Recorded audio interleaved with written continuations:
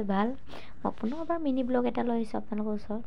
তো কি খবৰ আপোনালোকক কমেণ্ট কৰি জনাই দিব হা।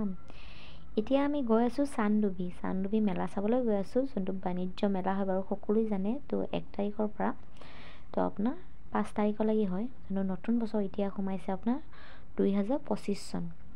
তো কোনে কোনে যোৱা নাই বাৰু, বা কোনে কোনে গ'লে কমেণ্ট এটা কৰি জনাই দিবা হা।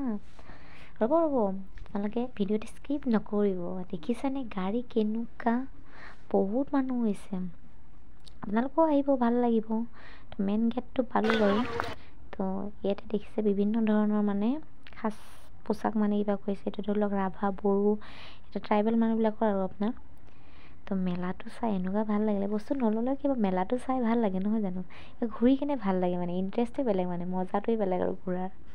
তো মানুহ বহুত হৈছে কিন্তু আপোনালোকৰ ভিতৰীয়া হৈ থাকে